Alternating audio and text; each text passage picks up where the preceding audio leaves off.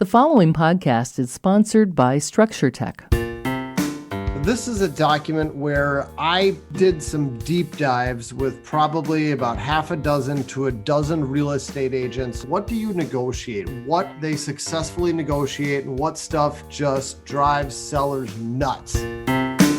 Welcome, everybody. You're listening to Structure Talk, a Structure Tech presentation. My name is Bill Ulrich, alongside Tessa Murray and Ruben Saltzman, as always. And on today's episode, we have a special guest, Michael Bartus, real estate agent extraordinaire. We will get to Michael's introduction here in a minute, but I just wanted to set this up real quickly. On the last episode, we were talking a little bit about code and how items come up in inspections that are code items, and then we started talking about negotiations and all these areas that home inspectors should stay well away from in terms of trying to work through the deal. So immediately we reached out to Michael. Michael's done hundreds and hundreds of deals. He knows how to negotiate these kinds of real estate transactions. He knows when something's an item to be talked about or just an item to be aware of. And so we wanted to bring Michael into the conversation and just pepper him with 1,000 questions about we as home inspectors can stay away from getting in hot water with agents because we talk too much or talk too forcefully about things, or maybe give our opinion about something that should be negotiated when our opinion doesn't really matter. So, Michael, why don't you take a minute and just introduce yourself again?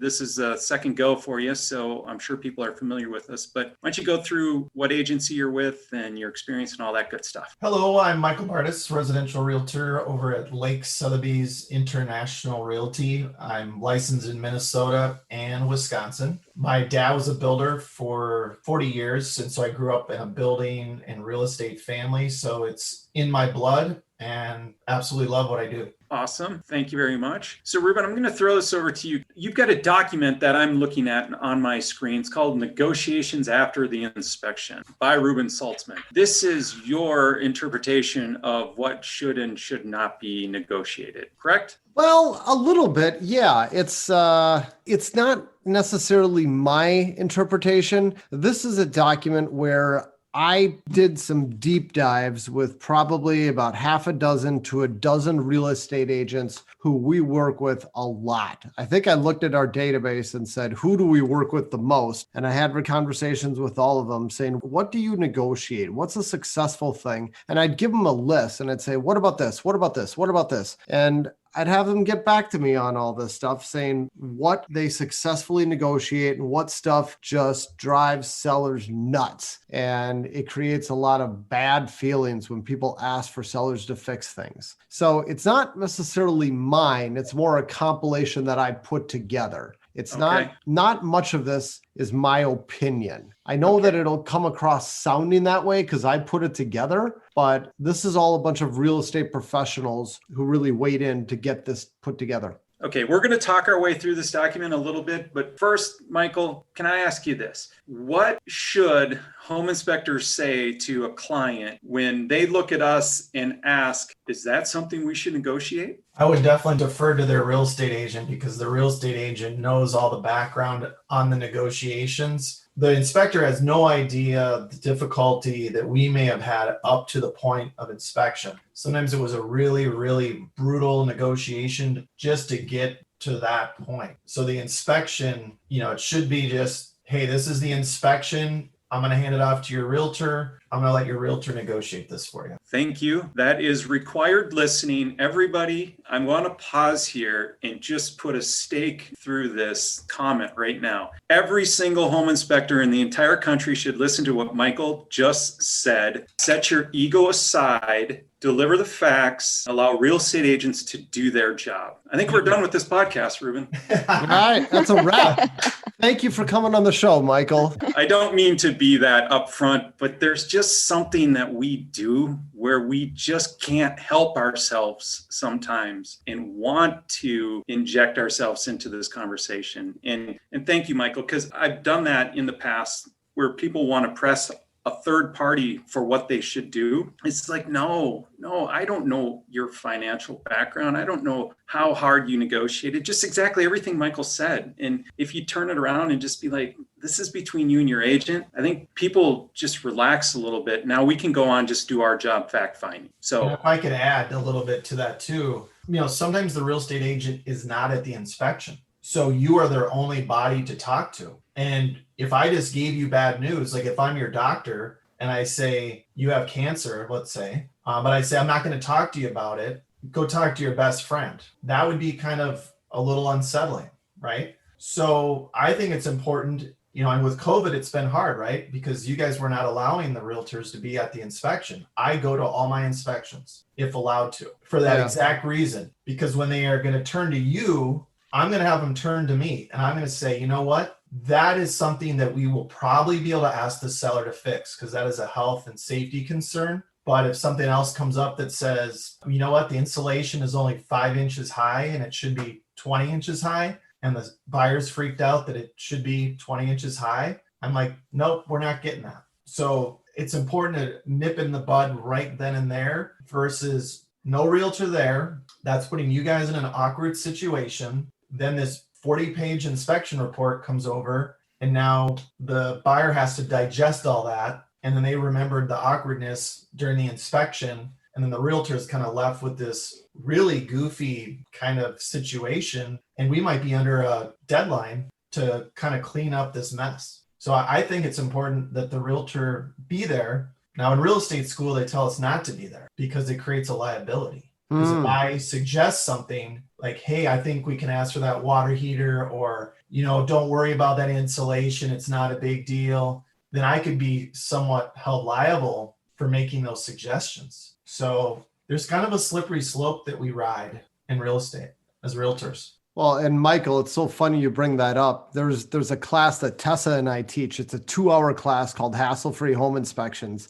And we discuss the topic of attendance. And we talk about whether real estate agents should attend the inspection. I mean, the mood has definitely changed over the years, but I remember there was an article that came out in the Realtors magazine put out by the National Association of Realtors, and it was written by an attorney, and it was giving some pretty specific language to real estate agents saying you have no business attending the inspection. And it told a story about this agent that got sued. And when you read the story, I mean, it sounded a little innocuous, like she was just there to help her clients, but you kind of read into it a little, and it's like she was pointing stuff out. She's going, hey, did you see this? Did you see that? Be sure to put this in the report. Like and I've been at the inspection with her. I know exactly who this person is. Maybe not, this happened in a different state, so not literally the same person, but I've done inspections with this type of person.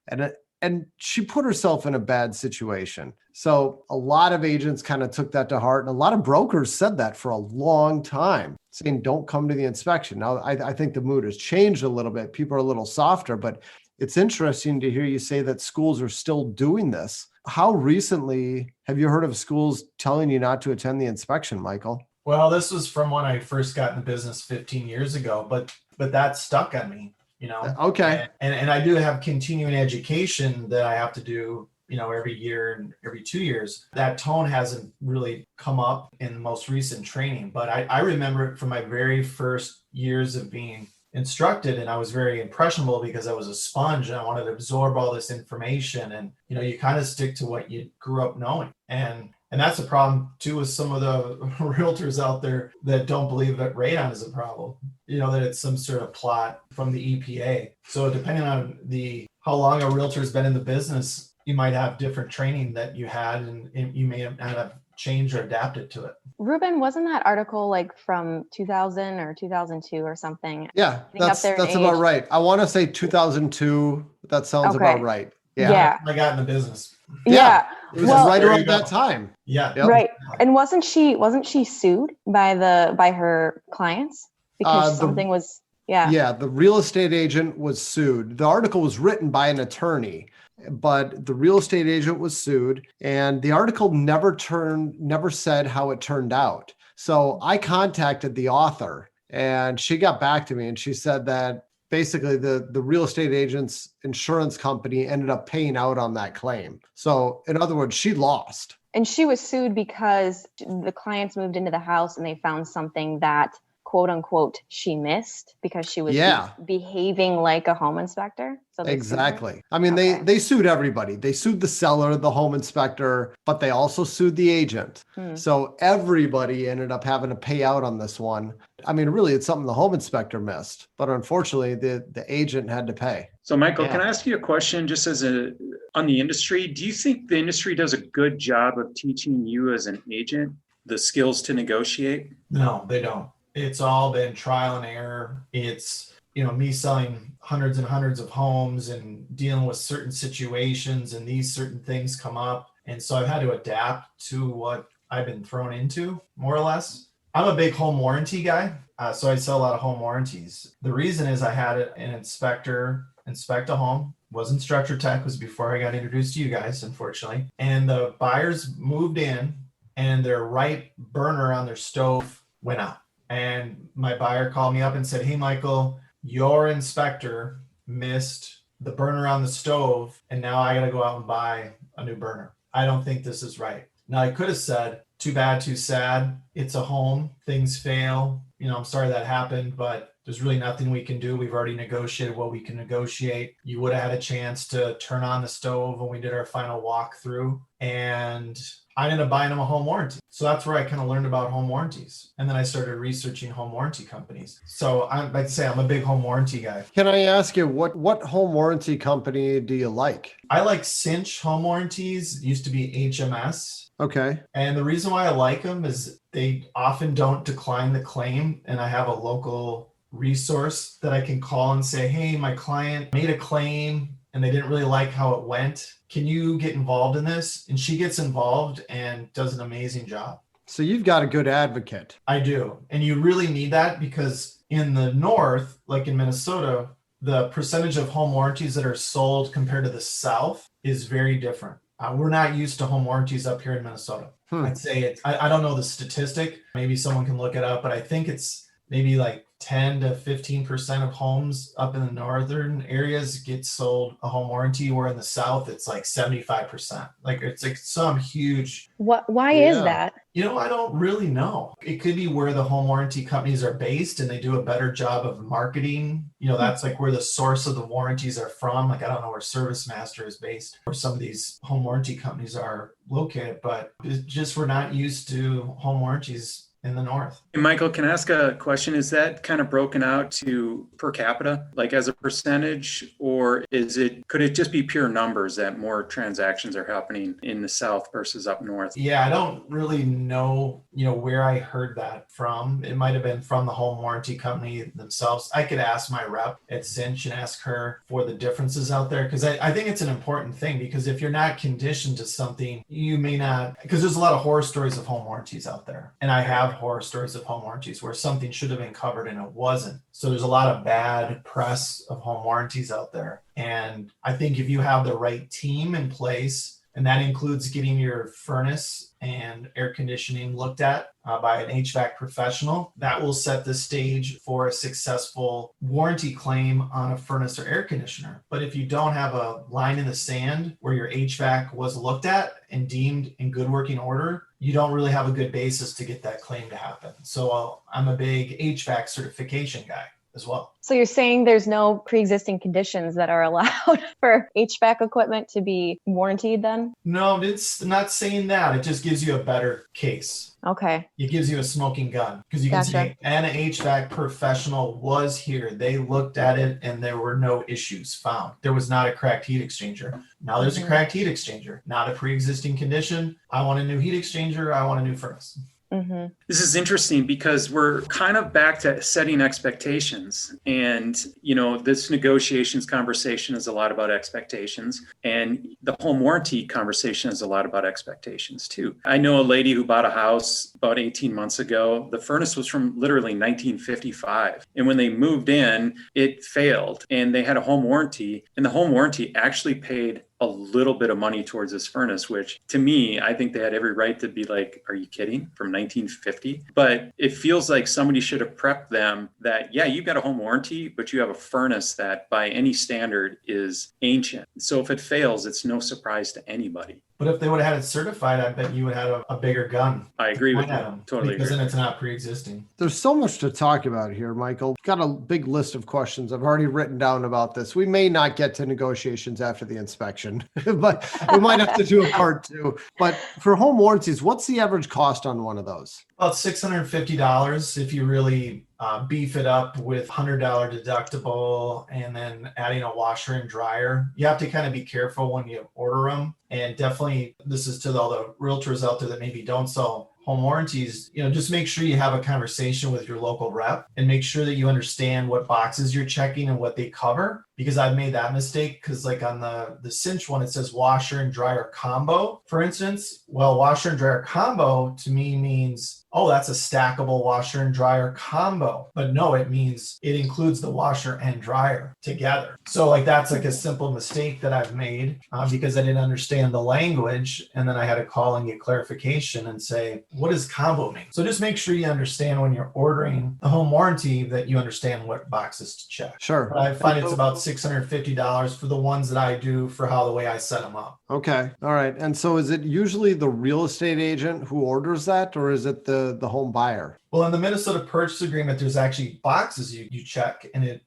spells out what is supposed to happen. So there should be no mystery to it. But in terms of negotiation, a lot of times I'm writing my offers with no home warranty. And then later on negotiations after the inspection is done, I'll add the home warranty. Because when you're negotiating, you want to make your offer look as clean and simple as possible and have the highest net to the seller. So if I already know a home warranty is going to cost $650 and my offer is $250,000, it's $250,000 less the $650. Well, that can put me in second position if people are looking at what's really truly the highest net offer, if that makes any sense. Yeah, you're creating the strongest offer you can. Yep. Because really in Minnesota, everything in the entire purchase agreement is negotiable until you come to terms. So if you want to change the closing date, you could change the closing date. If you want to add a home warranty, you could add a home warranty. If you want to ask the seller to pay for your buyer's closing costs to cover some of these inspection items, they could do that. So there's a lot of things you can do during that inspection contingency. It's really loosey-goosey here in Minnesota. To clarify one thing, Michael, signed in terms agreed to,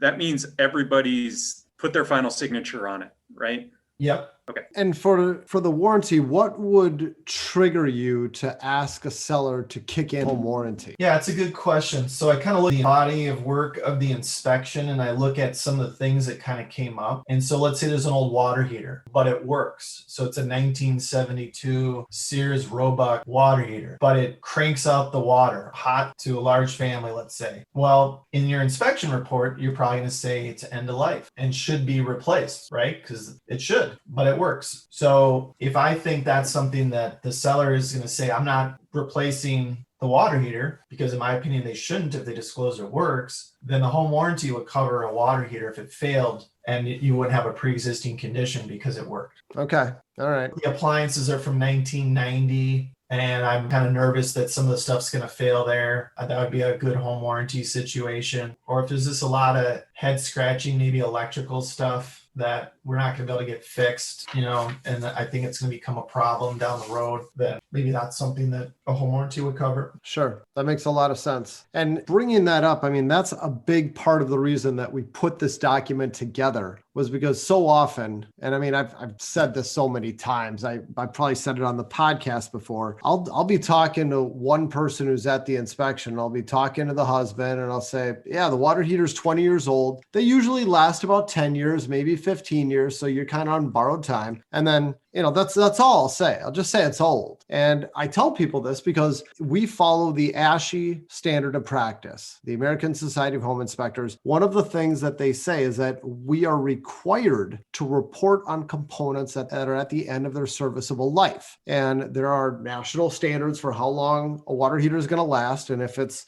at the end, we are required to report on it. So we'll tell people about that. We don't tell people, look, you got to replace it. We just say, look, it's old. Plan to replace it at some point. But then I'll have the husband turn right around 30 seconds later and go to his wife. The home inspector said, we got to replace the water heater now. And I'll go, that's not what I said at all. Well, I'll think that. I won't contradict him. But I mean, people totally bend your words around and they say, the home inspector said this, and you said nothing of the sort. And that's part of the reason we put this document together, so that real estate agents can share this with their clients and say, look, here's what the home inspector says about negotiations. One of these line items in here is old items means no negotiations. You don't need to ask a seller to replace something just because it's old. But on the other hand, I like your take, Michael, about how you will frequently ask for a warranty when you're expecting it to fail really soon. Not a bad idea, man. It's a bridge, right? It's a bridge because it's a bridge really to, it's cheaper than what's going to cost put in a new water heater. Because let's say with a permit, depending on what city it's in, that might be a $1,500 to $1,600 expense. And if I'm saying a home warranty is $650, well, Mr. or Mrs. Seller, you just saved $1,000 buying us a home warranty. Yeah. So it's kind of a win-win. And that's really what negotiations are all about, is win-win. Sure. Michael, does your HVAC team look at water heaters to give some sort of certification on those?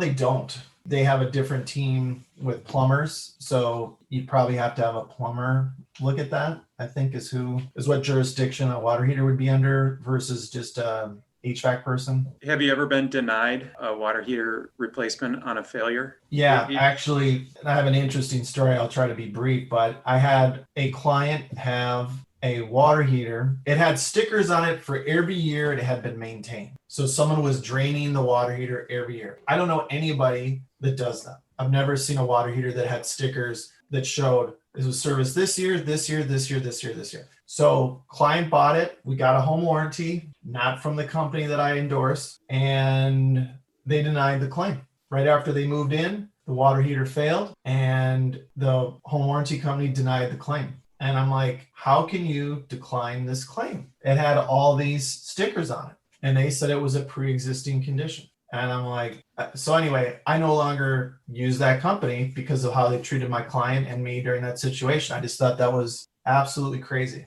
That's horrible. It was horrible. Yeah. And I severed my relationship with that company, and I've never recommended them again. And if their name comes up, I'll tell my clients, not to use them. Well, and you bring that up, Michael, and I've got this anecdote that I like to share on that topic about draining water heaters. I just had somebody email me the other day asking, should I drain my water heater every year? And I remember there was one house I inspected. It was for an engineer, and this guy lived in Champlin, and he had a spreadsheet printed out on his water heater, and it was labeled water heater draining schedule. And he had all of the dates where he drained his water heater, and he'd filled in the spreadsheet, and he even tested the relief valve once a year. I mean, he charted all of this. Wow. And this was affixed to the dead and broken water heater in his garage that was only 10 years old. Wow. So my point is, despite all of this, his water heater still failed in 10 years, which, that is not of long life on a water heater. So after seeing that, I just kind of went, dude, I am done. Anytime somebody asks me, should I drain my water heater? I'll say, don't bother. I've seen proof that this does nothing. So don't even waste your time. I don't care what the manufacturers tell you about this. Don't waste your time with it. Wonder if that guy tests his GFCI outlets every month. Oh, Tessa, he was also an electrician. Oh, boy. And you're not going to believe this. I'll never forget this. I found a reversed polarity outlet at one of the outlets, and this guy freaked out. He said, because I pulled him aside. I'm like, I hate to do this. My tester's probably broken, but you got to check this yourself. You got a tester. And he was mad. He's like, let me see. And he's like, by gall, it is backwards. And he was so embarrassed, and he fixed it right there on the spot. But I was tickled. It was pretty fun. That's funny. That's awesome. Yeah. Ruben, you've got this picture up that we can see on the screen. Great pod viewing, right? But I'll share it in the podcast. We'll put this in our show notes. One of the days that he actually drained his water heater was July 4th. I'm like, go find some parade or something to do with it, man. Right? He was expecting some guests. All All right. So, Michael, before we move on to the next topic, I just got to ask you, because we've talked about this a couple of times during the podcast, you do something really unique with appliance inspections. You mentioned how you like to get the furnace certified, and this is unusual. Can you share what your process is for having the furnace and the cooling system inspected at the same time as the inspection? Yeah, sure. So I've worked out an arrangement with a local heating and cooling company, and we have what's called the Michael Bartus special. I give my client a $100 gift card to use for this company, and then they come out and they certify the furnace and air conditioner, and we try to do it at the same time as the general home inspection if we can. But I do so many services like radon, sewer line, general home inspection, and then HVAC. It's really hard to get everybody there at the same day, but this company's done a really good job of at least getting us looked at during the inspection contingency window. And because you guys at Structure Tech, you guys do a great job of looking at the furnace and air conditioner, but you guys don't like scope the furnace where you're getting in there and looking for cracked heat exchangers. You might be able to get some results with CO levels, but not necessarily know if there's a crack. So I've had enough situations where my client did end up getting a cracked heat exchanger, and I'm like, you know what? I never want this to happen again because it's obviously very dangerous. So we do this HVAC test, and it just gives my clients and me a ton of peace of mind. I think it's awesome that you do that, Michael. And I mean, you've talked to me about how awesome this is before, and you've been like, dude, Ruben, when are you going to start doing this? And it's enough people like you saying, when are you going to start doing this, that made us start doing sewer inspections with our home inspections. And so far, you're the only one beating down our door to get these furnace certifications done. I'm still trying to do it just for you, Michael. But the thing is, you got to be careful too. So in my purchase agreements, I add in the purchase agreement, we will be doing an HVAC inspection. So if the furnace gets red tagged, and trust me, I've had some get red tagged right there at the inspection, it's not a mystery then to the listing agent or the seller that this could have happened. And I used to not add that language in the purchase agreement, and that created a more awkward situation. So again, a lot of this negotiation stuff I've learned by trial and error, and really often because of my failures. But if you don't learn from your mistakes, you're not growing and learning. And adding the language in the purchase agreement is just key. I even add that you guys are going to do a sewer line inspection, because some people get upset that you're doing that. Is that intrusive testing or not? I guess that depends on where the sewer line access is. If you have to take a toilet out or rip up carpeting, that sort of thing. So, the more the realtor can do up front, it really sets the stage for a smoother inspection. And then also the results after, you're going to have the most knowledge possible for your buyers. Man, we are just kindred spirits. Yeah, Tessa's clapping in the background on screen here. We're kindred spirits, Michael. I love this because, you keep screwing stuff up. You make this mistake, that mistake, that mistake, and finally you just you change your ways and you learn what not to do. And I feel like that's where we're at with our company at Structure Tech too. I mean, whatever mistake you can make at a home inspection, one of us has made it. It's probably been me. And the goal is let's not repeat these mistakes. That's how you learn. But if you're not trying new things, you're not going to make any mistakes. And you are kind of on the cutting edge with having all of these new procedures done. I love that. Thank you. Yeah, it creates a lot of work for me. I'll be honest. I'm kind of setting myself up for more work, but to me, we get paid very well as realtors. Why wouldn't you do the most work you can for your client? I mean, we are a fiduciary. We act on behalf of our clients. Why wouldn't you do the best that you can do for your clients? And some agents don't, look at things that way always, that they don't want to do the hard work sometimes, and this is a hard business. And I believe I owe it to my client to do this. That's awesome. Michael, it feels like for you, a home inspection is nothing more than kind of the seal of approval. I mean, how often do you find that things are coming up? Oh, you guys have way more equipment than I do. I mean, I have like a ground tester. That's about it. So, I don't, again, claim to be an inspector, so I don't act like one. I happen to have a lot of knowledge, and I will speak in generalities. I won't sometimes speak in specifics to inspection related items. So actually you guys find a lot more than I do. But I would say the Captain Obvious stuff like water heater, if you can see when it was manufactured and it says this was manufactured in 2005 and the warranty says a big number 6 on it, you do the math and it's like, well, that's good through 2011. It's 2020. Hey, this thing is probably end of life. So the more things I can do up front that way, it's going to make for a smoother inspection. But you guys always find stuff. Always making your life miserable, right? Well, yes and no. I mean, again, getting back to my stance, why wouldn't I do the best inspections possible for my client? Why wouldn't I want the best for my client? And yeah, it creates extra work. It's stressful with the timelines that we have. But it also is helpful to have partners that you can call. Like I mentioned, my home warranty person, I can call her and get answers.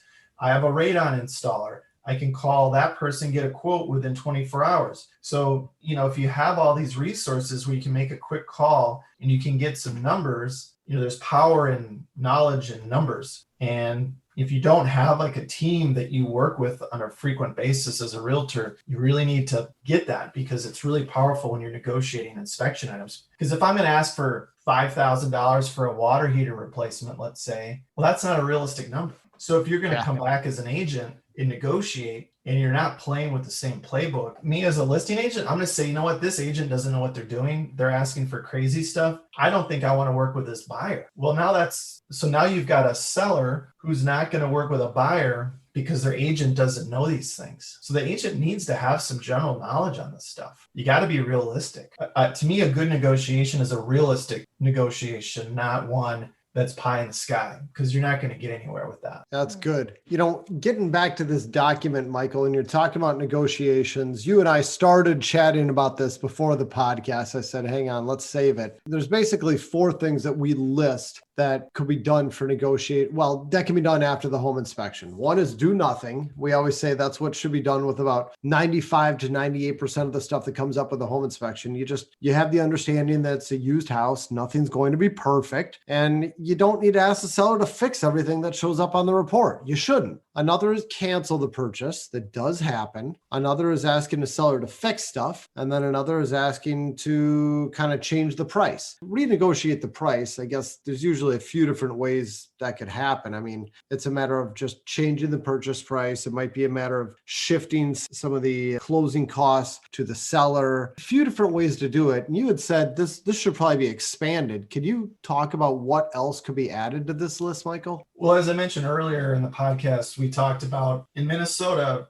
during the inspection contingency window, you really can negotiate just about anything that comes up. So let's say on the front end of the negotiation, a closing date was really important, let's say to the seller, and then the buyer kind of maybe said, all right, I'll give you that closing date, but I don't really feel good about it, but I want to get the deal done. Well, let's say $5,000 worth of stuff comes up during the inspection. I might be able to use that as leverage to get that closing date that my buyer wants. So really any terms in the purchase agreement that are negotiables can be negotiated during this period. Now, I don't recommend changing a lot of stuff in the contract. I usually try to stick to the dollars, and try to keep everything else firm. But, you really technically can change other terms. You could add the home warranty that I mentioned earlier. So that's an often add that I put in there. But the seller paid closing costs is a big one because, and as you mentioned, that kind of goes under negotiating the price. So if the buyer wants to conserve cash because there's going to be repairs that are going to be needed right away. So you guys recently did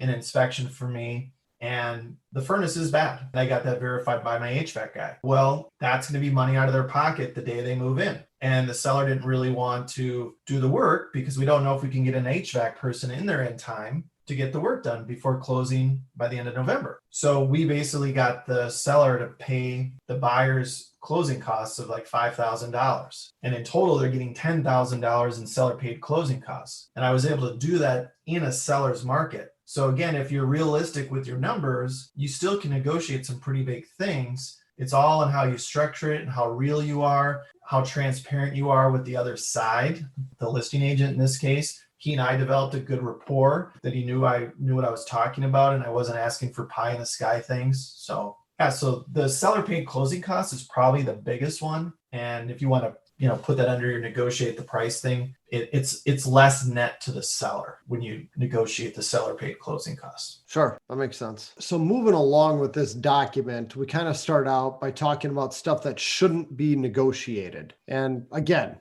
gotta say, this is stuff that I've heard from a lot of other agents share with us. Number one is known condition. When you already know about it, stuff like peeling paint, holes in walls that are blatantly obvious, deteriorated driveways, things like that, generally shouldn't be negotiated as a home inspection thing. It should be something that is addressed ahead of time. What do you have to say about that, Michael? Well, it depends on what kind of loan your buyer's getting. So if I'm doing a VA loan or an FHA loan and the house was built before 1978 or sooner, peeling paint is a problem. Mm-hmm. So you will probably negotiate that possibly in your inspection period, but you may have to negotiate it during your appraisal period. So when they send out an FHA or VA appraiser, they're not only looking at the value of the home, they're also looking at the condition of the home. Where most of the sales right now are conventional in today's market, so we don't really have to deal with that, but there are still buyers out there doing FHA and VA loans. So I do a lot of VA loans. I do try to address that with the seller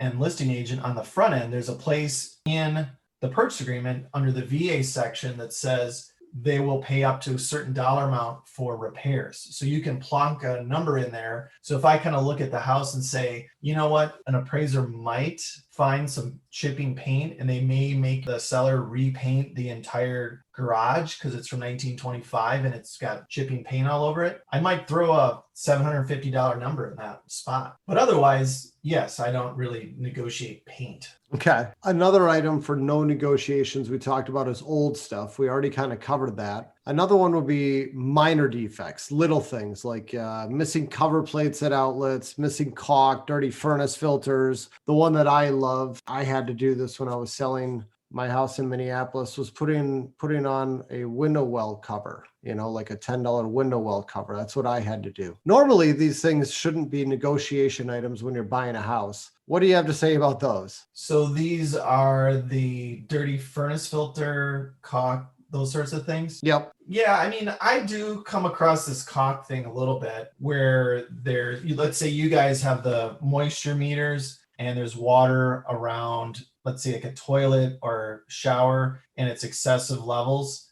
I might have them, rip out the flooring and see if the floorboarding's okay and then recalking. But just caulking in general, not usually something I negotiate there unless I think there's like a bigger problem that includes caulk. Yeah. So you're saying like not home maintenance. You don't negotiate home maintenance items, right? Right. I mean, sometimes there's things like people don't put their downspouts on and you guys will write that in your report, like you should put these up. So I might just say sidebar, not negotiation, but would be nice if you put your downspouts on so we don't have more water in the basement. And that's something else you can do is you can negotiate inspection items in a binding agreement. And then sometimes you'll just have a conversation with the listing agent, if I'm the buyer's agent, and just say, here's some questions that we have. Can you answer some of these questions? Or, can you do a few of these little things just because we're worried about the safety of the home, but we're not going to make it binding in a contract because I don't want to have a huge laundry list of stuff in my amendment. So maybe I've got 4 or 5 things I'm negotiating in the actual binding contract, but then I might have 3 or 4 sidebars, just a little note to the listing agent like, hey, can you just kind of take care of these things? We're not going to negotiate on this, but these would be nice to have. So if you wouldn't mind doing this for us, kind of as a favor. Good stuff, Michael. One thing you brought up is just some of the nuances of even your financing vehicles and the things that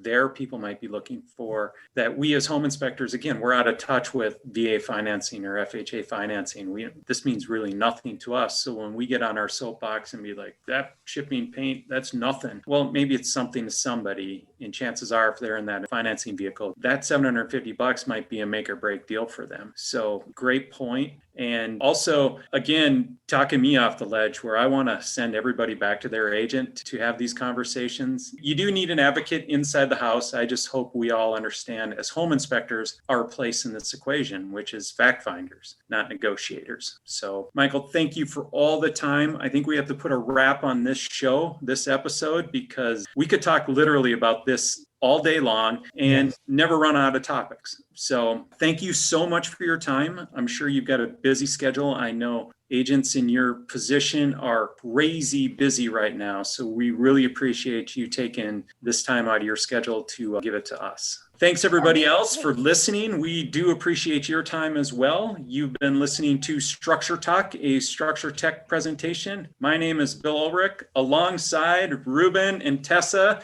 and Michael Bartus. Thanks everybody. Have a great day. Thank you guys. For more information on how we can provide you with the right information about your home before you buy or sell, contact us at structuretech.com.